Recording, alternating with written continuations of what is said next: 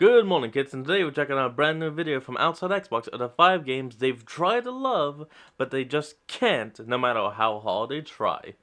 I may have said that wrong, but screw it, let's just go in. We all love games here at Outside Xbox and Outside Extra, but sometimes there are games that everyone else seems to love that we just can't get into for whatever reason. Maybe we're bad at them, maybe they're too complicated, maybe they're just in a genre we don't like, but for all of us there are games that we desperately want to love, but we just can't. So join us for our picks of games we wish we could love, and let us know your pick for this topic in the comments. For me, it's honestly just the shooter genre. Alucard, what is your business here? I've come to put an end to this. Still befriending mortals. I'll not ask you to return to our side, but I demand you cease your attack. I will not. You guys watch that Netflix Castlevania anime? Yeah. Man, it's so good. I enjoy it so much. It's on my list. It's so brilliant. The fights look so cool, and Nocturne is so amazing. And I was watching it the other night. Damn! And I was just thinking about how much I love Castlevania conceptually. Like it's anime vampires. So sexy anime vampires. I don't need to say any more, but I will. The monsters are so enjoyable in Castlevania, and in the anime, like they're dredged up from the kind of lore of the games. I love kind of how out there and how weird and bizarre, and how just sort of like throw everything at the wall the monsters in Castlevania are. It's very fast paced. I love It's like Richter Belmont. Richter Belmont. It's great, and speaking of the Belmonts, like I love and have read a great deal of Castlevania lore because there's all these great characters. I love that the Castlevania franchise spans generations. It kind of spans like eons of time and like generations of vampire fighters, and you really get this sense of this sort of like long through line all the way through history of like and into the future of folks like fighting vampires wherever they appear. Whoa. I regularly listen to the Castlevania music because it's just some of the best video game music that was ever made. It's so good, and so many recognizable iconic themes. And I just wish I liked playing Castlevania. Full stop. So he loves everything about it, but he doesn't love Castlevania. It's weird. I can understand that. I've never finished a Castlevania game. I've played lots of them. I've never finished one, though. The closest I came was... God, there are so many. It's so hard to remember which one is which. Was it... No, it was either Rondo of Blood or Portrait of Ruin.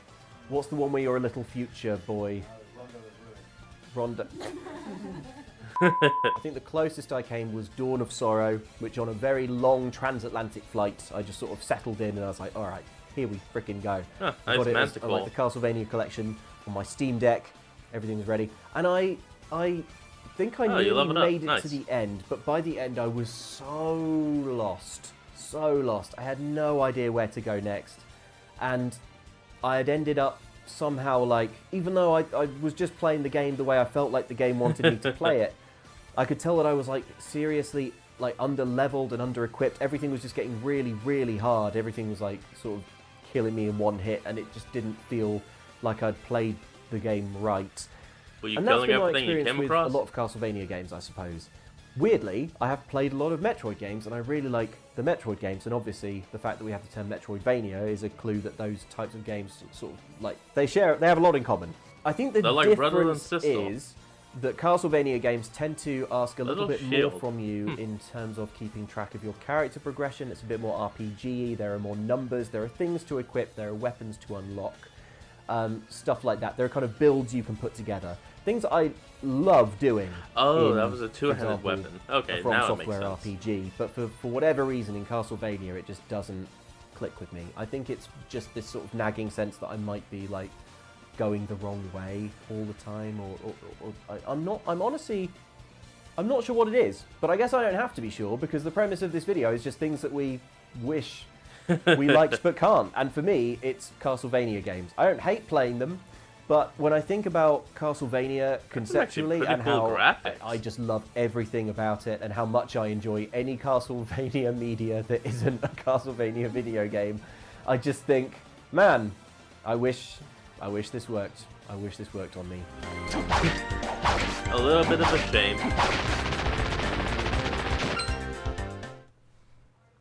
Whoop. Hold on, we'll be right back. And we're back.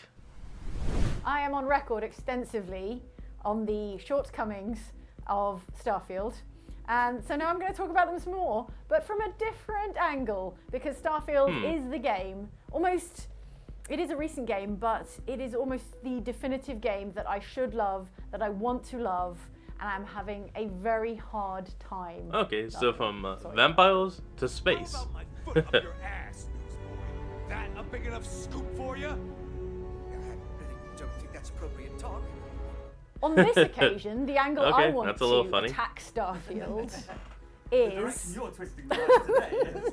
A strafing run across the bow. Let me tell you a story about how I love space exploration, science fiction, the aspiration to explore space and strange new worlds and discover new things and push the boundaries of like human endeavor and human exploration. I think that is a noble goal. I think it is a very human and admirable thing to aspire to the stars. But I also, I have a long history of conversations with people who are like, why should we be spending all this money? And it is a fabulously expensive, dangerous, and difficult project to go to space. Why should we be spending all this money to go to space when we have so many problems here on Earth? Okay, heavy. A lot of people want to escape them, and a lot of people don't. And a lot of people just want space. You might find an alien, for one, and for two, like, it is so definitively human. You know, it is part of what makes us who we are, that we aspire to explore and that we aspire to learn and to, reach new places and really figure out where we fit in the universe. That is what I would have said. Okay. In more recent years, though, we have seen the commercialization of space by billionaires who, are making a real mess of it, if I'd say. They make a mess of a lot of stuff. And I think it makes it harder for a Star Trek nerd like myself to be like, space is a noble and selfless goal, when actually I think what we're looking at is the aspiration to like industrialize and commercialize space travel, space exploration, mining, whatever we can out of the nearest possible space bodies. There's a whole lot of money to be made up, though. And that makes it less cool and admirable. And I am coming in a very roundabout way back to Starfield, because what I need from Starfield is to speak to that aspiration and that vision of space exploration being something so exciting and so noble and so inspiring. That's what I need from Starfield. Starfield, let me tell you, that is what I wanted from you. I wanted your vision for a space exploration that is pure. Pure sounds like the wrong word. That is fueled by that passion, and I didn't get it from you. I feel like there was probably at some level in the making of that game, it was fueled it is pretty much by that enthusiasm for space. Skyrim. But in the moment-to-moment, expression of that vision in Starfield, I don't really feel it. And I've spoke previously about how I think there's a difficulty in Starfield where you're in a pre-populated space. You're in these settled systems, right? People have been here and explored and figured out this planet has some, creatures on it. Maybe you want to scan them, but you're not making first contact with, an extraterrestrial intelligence. This planet has X, that planet has Y, and over there is Z. We don't talk about Z. Main vibe. It's more like space exploration has become less impressive. It has become less difficult. It's become less wondrous. And I think losing that sense of awe and wonder is a shame. It's a shame. Yeah, you're right. Starfield. And that is what I was so hungry for in Starfield, because I want to indulge that space exploration fantasy that I think has become a little bit kind of tarnished, a little bit chipped away at by recent developments in, you know, how I mean, you're not wrong about space and how you want to wonder the world, but it turns out someone else has already caused it. You know, big budgets on space exploration. I think that is a harder position perhaps than it was, you know, when I was a starry-eyed little kid and I wanted Starfield to kind of take me back there, and it didn't, and that made me sad. But there we go. That's Starfield. Sorry, Starfield. All I could say is sorry, man. I'll still play you. Don't go away. I will still play you. Maybe I'll get there sometime. But yeah, that's why I find it hard to love.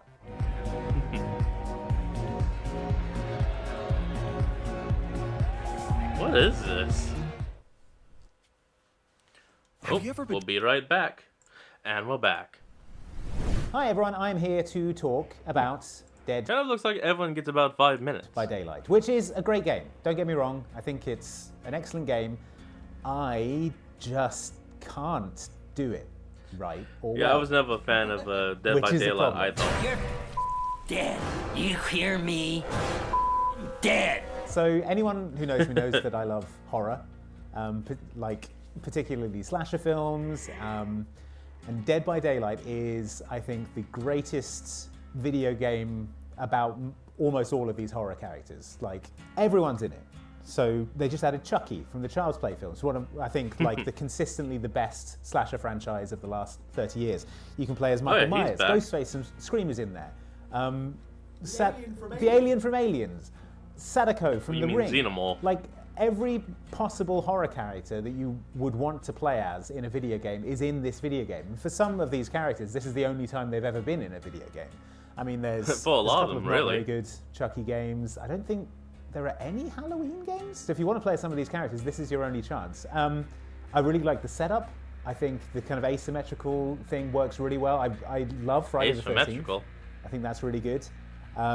So, you know, it's a great setup for it. I'm so bad at it that every time I play as a killer, all I do is run around the level, like frantically searching for people, not finding anyone. If I do find someone, I'll go with my knife at them. They will easily run away and hide, and then I'm back to square one. Playing as a survivor, I'm like, ooh, this is going to be really cool. I'm going to be trying to evade Michael Myers, The Shape, or the cackling Brad Dourif voiced Chucky. This will be very exciting. And what it is just fixing generators. I mean, yeah, both sides are a little poor, I guess you could say. And either the killer will come up and kill me instantly because I'm rubbish at running away and hiding, or I'll fix the generator, and then I'll go and fix another generator, and I won't even see the killer for like a 10-minute game. And then, so what it was 10 minutes of fixing generators in a field, and then I jogged through a gate.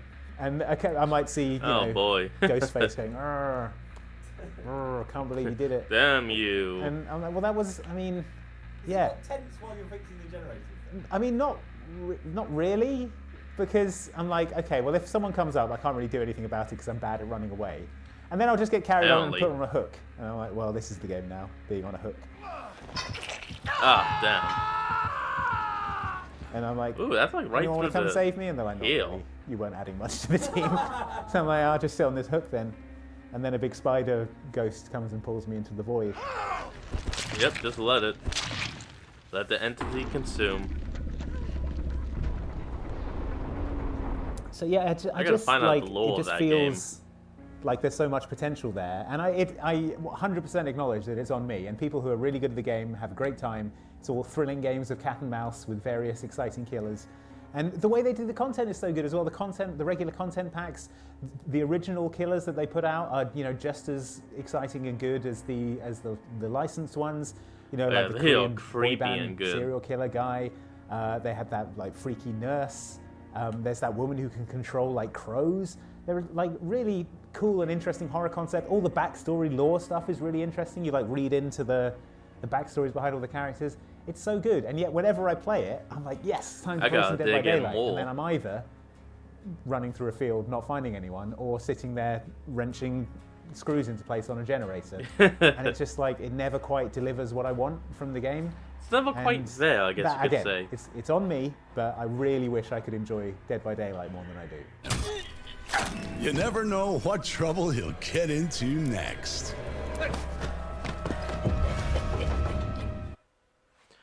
Oh, hold on, we'll be right back. And we're back. Now, I don't know that this one is going to reflect particularly well on me, per se. What game is it? But the game I just can't get on with, that I would love to get on with, is Civilization 6. We rise to the challenge. I have no beef with that one. And become something greater than ourselves. If you don't enjoy it, you don't enjoy it. That's just how it is. A civilization. I used to play the I haven't even played it, and I have the original Civilization game, which is like ancient. But I was a tiny kid, and I thought it was really that looks pretty good, right? It's like it spans all of sort of human history, from the point where you're a single group of like itinerant settlers building your first settlement, to the point where you know, way beyond into the future, where you're landing you're flying to Alpha Centauri, right? Awesome.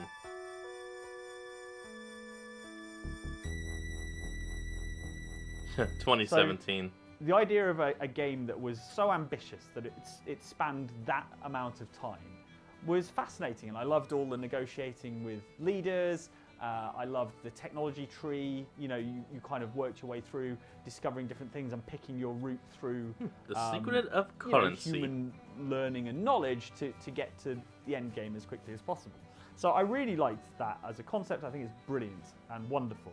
And so obviously, specifically when Civilization 6 came out for Switch, I was like, this is the perfect mobile game, right? You sit there, you dip in and out of it. I guess it kind of is mobile. It just goes on for ages and is vast and expansive. Discover the fun that awaits and lead your empire to greatness. Welcome. But unfortunately, what it needed was a little warning pop-up for me specifically that says, I regret to inform you, you're too thick for this game now.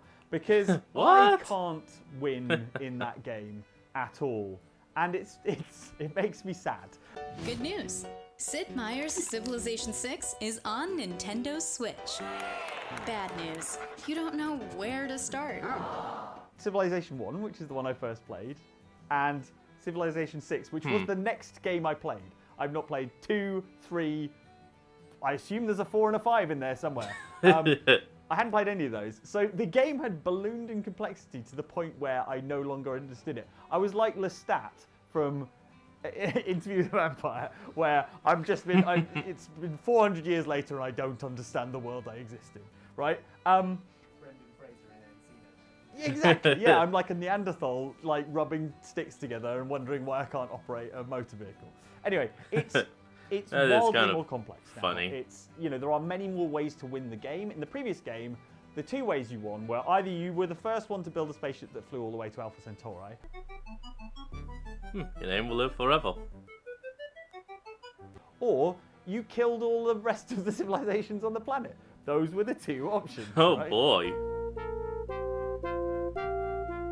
So either you make it Alpha Centauri, or now you've got things like a cultural victory. Oh boy. What's a cultural victory? Keep the tourism train rolling, and you'll become the envy of the world. Congrats, you just got a culture victory. There's all these new ways to win, and what that means, essentially, is the AI has so many ways to be better at the game than I am. So what happens is I wander around like a violent, uncivilized person, trying to sort of conquer areas, and I fall out with everyone. I get smashed to bits by the AI, and then I lose. And presumably, I think the problem with the Civilization, obviously you switch the console off, but the implication is that the world continues without you and your petty, stupid civilization for idiots. From the dust to which our civilization first rose, so too shall we return. And they all carry on and, I don't know, win an enlightened cultural victory or something. Yeah. Mike Ozymandias. Yeah, exactly that.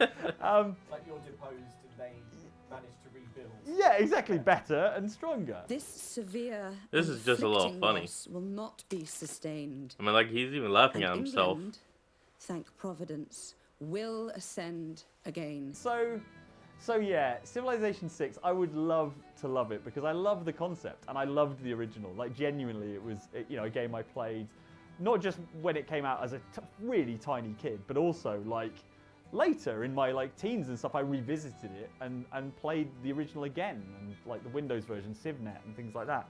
What I will say is there was a brief moment where all my prayers were answered. There was a game that came out on the DS and the Xbox 360 and PS3 called Civilization Revolution. And what it did was it had all the fancy graphics of a modern Civilization game, but it's all the kind of original rules and the simplicity. There are, you know, they couldn't resist putting a cultural victory in there. Only explode it. But otherwise, it's fairly straightforward. You know, it pairs it back to a lot more simplistic stuff. You're not micromanaging the, I don't know, the taxation of individual boroughs of your cities or whatever the hell you're doing in Civilization 6. If I was able to give a good example, I would probably be better at the game. But anyway, you're not doing all that complicated stuff. It's a pared back version, but it looks nice. It had multiplayer. It was really, really good fun. So that's what I've gone to. Like, rather than playing Civilization 6, I think Civilization Revolution ended up on Games with Gold on a while ago on the Xbox, and I think that's the Civilization. New technology. Basic, just like me. So yeah, Civilization 6. I wish I loved you. There on the Switch, it looks so nice. It'd be so great for long plane journeys and train journeys and things like that. But unfortunately, I'm too stupid. All right, well, let's see who. We'll be right back. And we're back. Next up and lastly is... So, long-term fans of Outside Extra will know that I'm a big fan of the Assassin's Creed series. When it was announced that Assassin's Creed would be coming back to England, but back in time, I was very excited. But the thing is, when Assassin's Creed Valhalla came out, it was fine. Valhalla. Just fine. It was fine. I wanted to really like it. It's everything you love or claim to love. Or claim to love.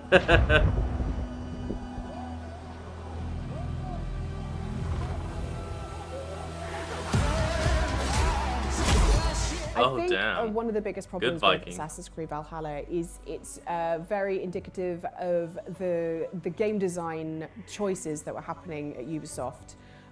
In terms of like all the games were sort of like merging into one another. If there was a good thing in one of the games, they'd end up putting it in all of the other games. And so, you know, Assassin's Creed I guess it is a bit of a downside. Parkour, sneaky round, stabby thing, and it had grown into this larger beast. At the end of the day, it meant for me, like, every time they were like, oh, the world's bigger, there's so many more extra side quests and blah, blah, blah. And I was like, do I want that though? Is that just, you know, and when I got the actual hands on the game, I just felt it was very bloated. I mean, like, you spend 3 hours before you get to England.